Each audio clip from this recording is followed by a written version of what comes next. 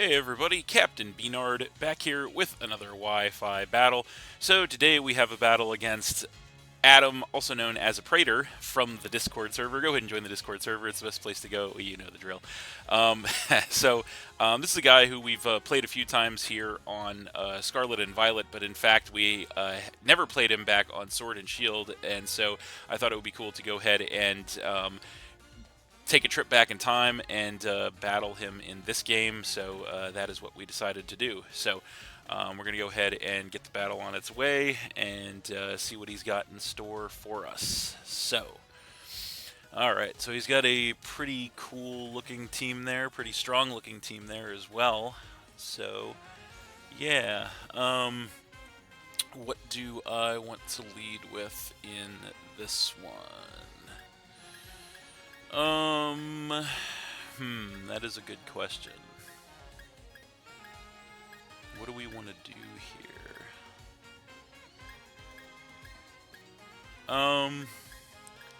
Let's go for the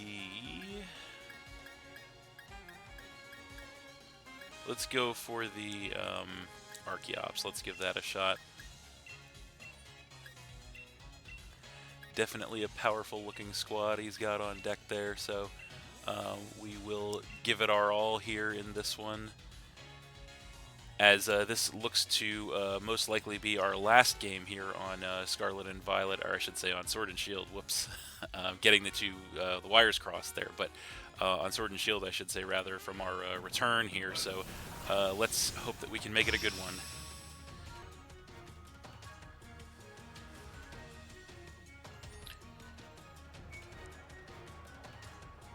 Alright, so there he is, and he's going to go ahead and lead with the Landorus, as we led with the Archeops.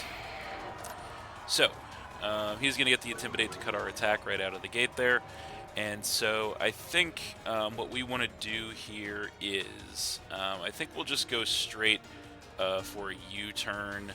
That's probably the safest play. He probably just gets his Stealth Rock up. Alternatively, we could knock him off. I guess we could do that. Kind of don't want to, though. Yeah, let's just U-turn. We'll make the safe play. Let's see what he wants to do. Yeah, so we do outspeed this thing for sure, especially since we're Scarf. We get the U-turn, and we get some chip damage on this thing. Not too much, since the Intimidate, of course. And so I think our best play here is probably to come in with the Seismitoad, so that's what we're going to do. Simply because if he goes for rocks, we want to get ours up. So there's the Seismitoad. He just U-turns himself, actually, which is not the best thing for us, because we do take a good amount of chip damage, and then, of course, he gets to choose a matchup on us since he was slower. So we'll see what he wants to bring in here. He does have a pretty obvious switch, although I don't know if he'll want to make it or not, because it looks like, okay, so he is going to come in with the Orbeetle, so there that thing is, and it is going to frisk us to find the leftovers, which doesn't really matter, since he was going to see those anyway. So these things, I believe, can have grass coverage, so I don't really want to just get taken out with a grass attack here, so I think we want to switch, and I think the best possible switch we have here to this thing, what would it be? We have a couple of okay switches to this thing, but I think probably we could go into our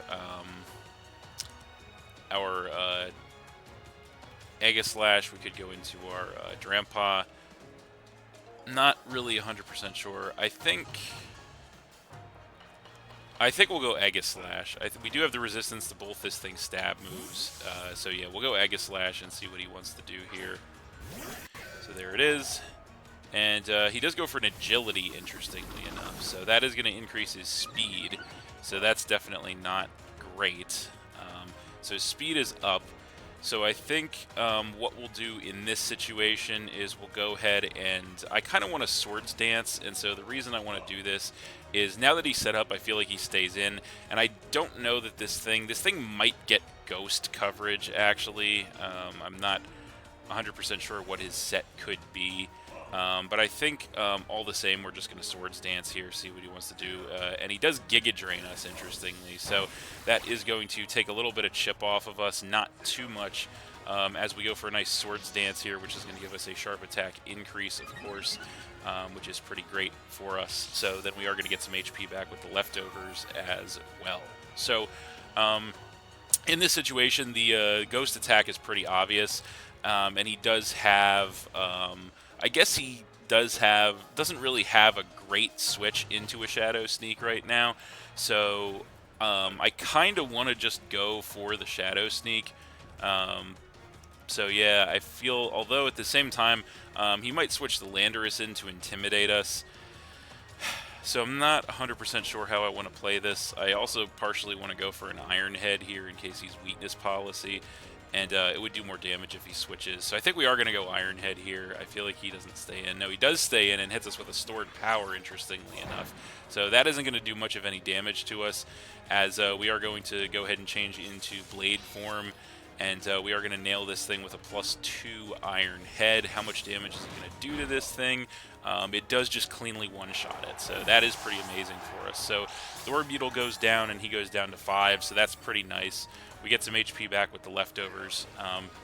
So he really didn't have much of a choice in that situation, because he feels like he was going to have to give something to the Aegislash after the setup. So now he's going to go ahead and come back in with the Landorus, and he does get the, of course, Intimidate to cut our attack.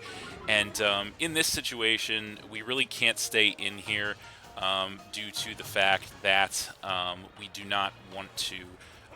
we can't take an attack in Blade form, that's for sure. So, and we don't have a way to put ourselves back in Shield form. So, we have a little bit of a choice to make. We could go into Shiinotic if we think he's going to U-turn or knock off. I kind of want to do that, so I think we'll just go into Shiinotic. He could just, if he goes straight for the Earthquake, it shouldn't do a ton of damage either. So yeah, we'll switch into Shiinotic here and see what he wants to do, as he is going to Stealth Rock, so he makes a nice play. He realized there was no way we were going to stay in there, so he gets the Entry Hazard up on us, which is not the best thing in the world, but it is what it is. So now we have to think about what we want to do in this situation. So he has a lot of ways to block Spore on his team, that's for sure. So I kind of want to, I don't want to, as much as I want to go for Spore, I'm definitely not going to go for Spore, because I think he has a lot of ways to block it. So I think firing off a Moonblast is probably the safest option here, so that's what we're going to do. As he does U-turn, I guess we could have predicted that, but he does get some chip damage on us, and then he does take chip damage from the Rocky Helmet himself. And so, what does he want to switch in on the Shiinotic? Something to block the Spore, perhaps. So yeah, he comes in with Tapu Koko, which is going to set the electric terrain and thus make it so nothing can fall asleep. So that was the play on his side. I guess we could have predicted this and gone for the Sludge Bomb instead, but wanted to play it safe. So we'll hit him up with the Moonblast instead. And so should do some pretty decent damage. Yeah, it does well over half, which is pretty amazing damage there. So now, given that, we have to decide what we want to do now. So I don't really want to lose Shiinotic, because it seems pretty good. I mean, he could... An electric attack, I don't know if it would take me out or not. But it'll do a lot of damage if it doesn't. But even so, I don't think we really have a switch to this thing. Yeah, I don't really see a switch to this thing. I guess this is it. This could be it for Shiinotic. We'll just Moonblast again and see what he wants to do. So he does Dazzling Gleam. Can we take it? Can Shiinotic hang on? Yes, it hangs on with 49 HP. Go for the next Moonblast. That should definitely take the Tapu Koko out. Indeed it does. So the Tapu Koko goes down, and he goes down to 4 Pokemon. So Shiinotic is definitely putting the work in for us in this one, which is amazing. Although now he is going to come in with Sceptile. And this is a little bit what I was concerned about, because he is going to go ahead and pop an Electric Seed to increase his defense. So this thing is in, and it is set up. Undoubtedly, it just unburdened itself, which means that it will have its speed doubled. So our best course of action here is to stay in and Sludge Bomb this thing in case he decides to further set up. So that's exactly what we're going to do. And he does Acrobatics, which is unfortunate. That is definitely going to take us out there. We do not get lucky with an Effect Spore, unfortunately, but we do get some Rocky Helmet damage, which is good. So we do go down there on the Shiinotic, and we go down to 5. So the bad news is here that everything he has will outspeed us. The good news is we do still have a couple of Pokemon that should be able to take attacks from this thing. And so I think, I'm not sure if we want to try, who do we want to try first? Either way, we have the Grass Resist, and we know he has Acrobatics on deck. We're not sure what else he could have on deck here. Let's go for the Aegislash. Let's go for the Aegislash here. We do have the Grass Resist and the Acrobatics Resist, so we do take some Stealth Rock damage. We don't know what his other... I assume he has Grass coverage, and so we don't know what his other move is, but I think our best bet here is just to Iron Head, so that is exactly what we're going to do. And so he does have a Swords Dance, so he does go for Swords Dance here, so getting a little bit greedy, trying to set up on us here, although maybe none of his other attacks can touch us, as now we're going to change to... Blade form, and we're going to nail this thing with an Iron Head for max damage output, and it is not, unfortunately, enough to really put a dent in this thing thanks to the defense boost from the Electric Seed. So it is very, very close to being within Shadow Sneak range, but I really don't think it is. That's the problem. So I think, as much as I hate to do this, we can't risk that. So I think we have to switch out here, and I think we're going to have to give this thing something to get a clean switch, and I think the best case scenario, I think we have to give this thing Heliolisk. I think that's probably our best course of action here, because we need to get back into shield form so we can be guaranteed to live an attack from this thing. And so, yeah, we're going to go for the switch to the Heliolisk here, as we do take Stealth Rock damage. He does go for Earthquake, so he does have Earthquake, so that's unfortunate.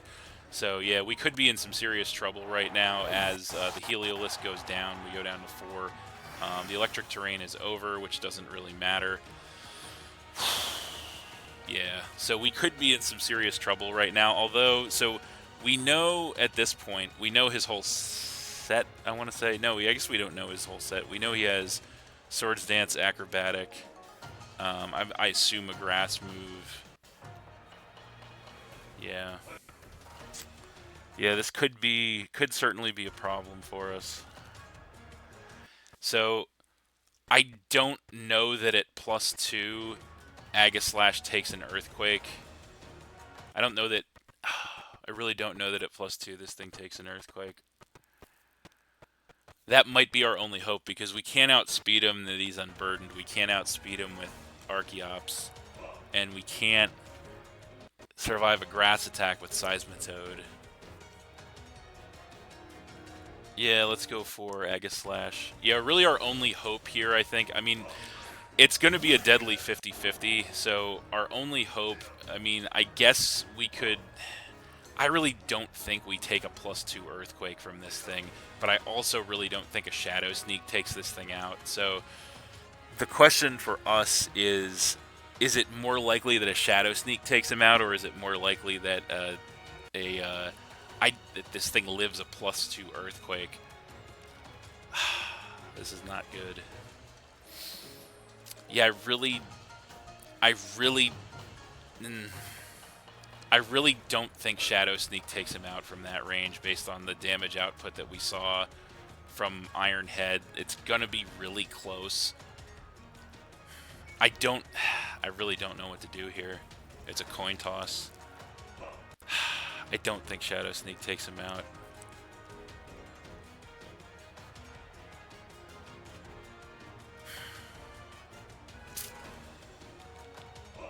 We have to risk it, though. I don't think we live in Iron. I don't think we live in Earthquake. So we're gonna go for the Shadow Sneak risk. Does this take him out? Come on, Aegislash. It does take him out. Oh, God. Crisis averted. Holy crap. Crisis averted. Alright, we take the Sceptile out and we get some HP back with the leftovers. Yeah, that was a very deadly 50-50 decision right there. But it looks like we did make the right call, so I'm happy with that. So the Sceptile goes down, he goes down to 3, so big crisis averted there. Now he comes in with the Victini, and this thing is a whole nother problem in and of itself. So we don't want to stay in here unless we want to just go down. That's for sure. He does have the Landorus, and he does have the Kyroom, which we want to save this thing for.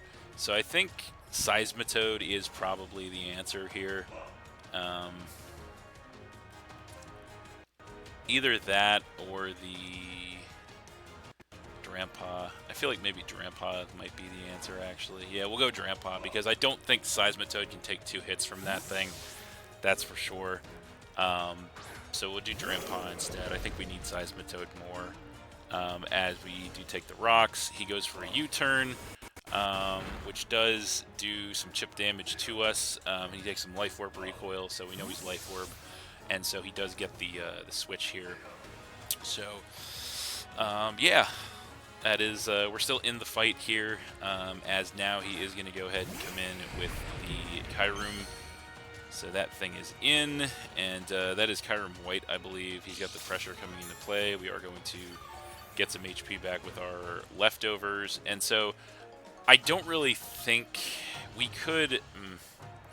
we just keep switching too much, so I think we have to just stay in and try to attack something with this thing. That's really our play at this point. So let's just stay in and Draco this thing, see what he wants to do. He does Dragon Dance. Okay, so there's the greed once again trying to set up on us. So good thing we stayed in. Can we land the Draco? That would be great. We go for the... he gets the increases. We go for the Draco. We do connect with the Draco. Thankfully, we connect with the Draco Meteor, and that is going to go ahead and one-shot that thing clean, which is pretty amazing for us. We take the harsh special attack drop, but worth it. We get rid of that thing before it can wreak havoc on us and knock him down to 2, so that is pretty good. We also get some HP back with the leftovers. So definitely fighting for our lives here in this one. This man is just trying to set up on us and sweep us out the door, but we are fighting for our lives in the face of that. So he's got 2 Pokemon left. He's got the Landorus and the Victini, so which one of them comes in to face the Drampa is the question. We are at -2 special attack, so that's something to be mindful of, as the Victini is going to come back in here.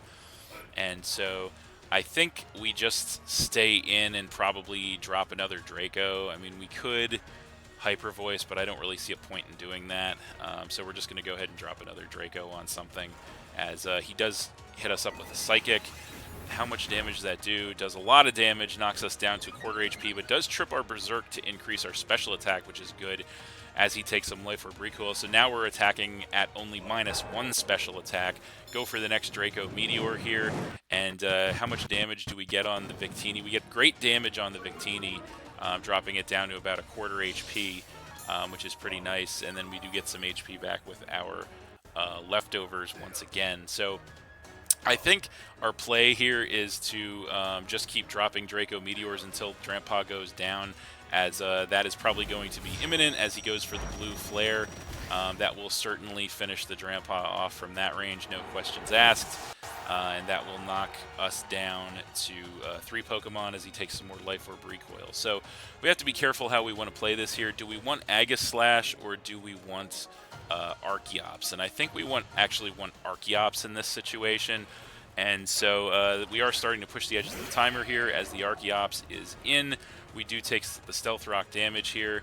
And now I think we definitely, just in case he decides to switch, I think we definitely U-turn here. As he does stay in, we go for the U-turn, and it should definitely be enough, and indeed it is, to go ahead and take that Victini out and knock him down to just 1 Pokemon, which is amazing, as now I think the choice is clear. We have to come in with Seismitoad, so that's what we're going to do. So Seismitoad is in. We are going to take some Stealth Rock damage and get some HP back from the leftovers. His last Pokemon is the Landorus, and we should have something in store for this thing. We should be able to hit this thing pretty hard as the Landorus comes in. He is going to get the Intimidate once more to lower our attack, which is not great. But we should be able to inflict massive damage to this thing with an Ice Punch, so that's what we're going to go for. It is X4 super effective. He does go for the Earthquake to try to get as much damage as possible. We should be able to take one of those, and indeed we barely do.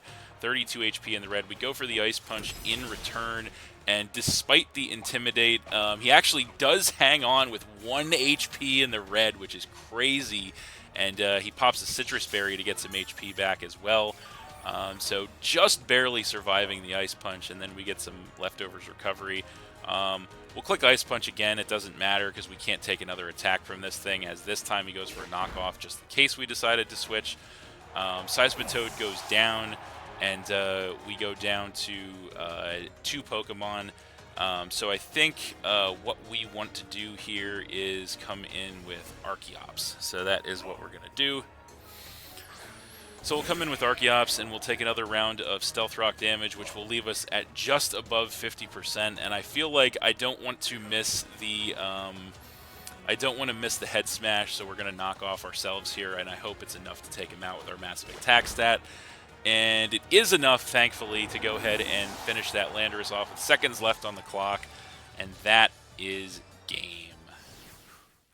So we are going to win that one 2-0 against Adam. But that was a great match, actually.